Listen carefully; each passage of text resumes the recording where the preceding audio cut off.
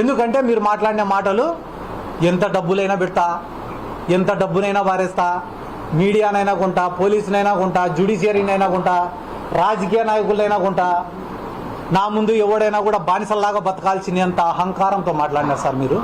మీ వయసుకు మీరు మాట్లాడే మాటలు కానే కాదు. పిల్లల మేమేమన్నా మాట్లాడుకోవచ్చు, అట్లీస్ట్ మీ కొడుకైనా మాట్లాడచ్చు, కానీ సార్ మీరు మాట్లాడే మాటలు కానే కాదు సార్. ఏమంటున్నారు సార్ మీరు? రాయలసీమలో మీసాలు తిప్పుకొని తిరిగిన వాళ్ళు కూడా నా ముందర మీసాలు దించుకున్నారంట. ఎవరో నలుగురు పేర్లు చెప్తే సార్ ఇంటా సార్ నేను కూడా. ఎవరు వాళ్ళు మీసాలు దించుకునే వాళ్ళు? బైరెడ్డి రాజశేఖర్ రెడ్డి, మా కాడసాని రాంభూపాల్ అన్ననా, లేకుంటే మా ఎదురూరు విష్ణు అన్ననా, లేకుంటే కేఈ ప్రభాకర్ గారా? ఎవరు వాళ్ళు మీసాలు దించుకునే వాళ్ళు? ఎవరు సార్? పేర్లు ఉంటాయి కదా, చెప్పచ్చు కదా పేర్లు కూడా. అంత మాట అన్ని వాళ్ళు నాకు తెలిసి మీ ముందర కిందికి దించుకొని మీసాలు దించుకొని ఉండేది ఒకటే ఆయన్నే, ఆయన సోమిశెట్టి వెంకటేశ్వర్లు. ఆయనకు మీసాలు లేవు.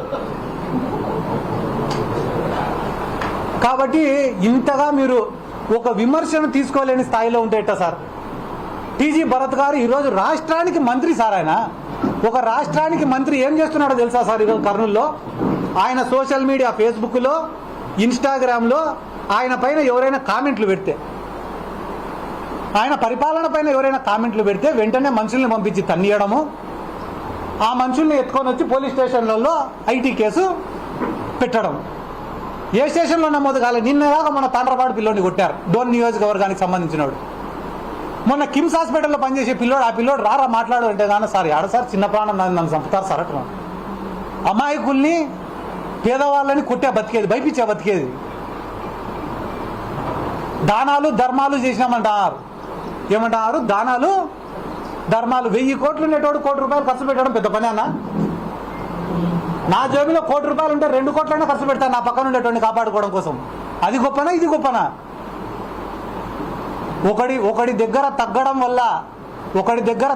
వల్ల నేను 2 ఏళ్ళు ఎక్కువ బతికేది లేదు.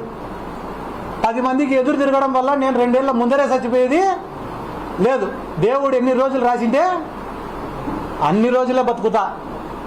చిన్నప్పుడే నేను నేర్చుకునే ఒక మాట ఏందిరా అంటే, బలవంతుడి పక్క నిలబడితే నీ జీవితం సుఖంగా ఉంటుందంట, సంతోషంగా ఉంటుందంట, ఎటువంటి ఇబ్బందులు ఉండవంట, జీవితం సాఫీగా గడిచిపోతుందంట బలవంతుడి పక్క నిలబడితే. కానీ ఈ సమాజం నిన్ను గుర్తించదంట. అదే బలహీనుడి పక్క నిలబడితే కష్టాలుంటాయి, అవమానాలుంటాయి, బాధలుంటాయి, ఇబ్బందులుంటాయి. కానీ ఈ సమాజం ఏదో ఒక రోజు నువ్వు చచ్చిపోయే లోపల నిన్ను హీరోగా గుర్తిస్తారు.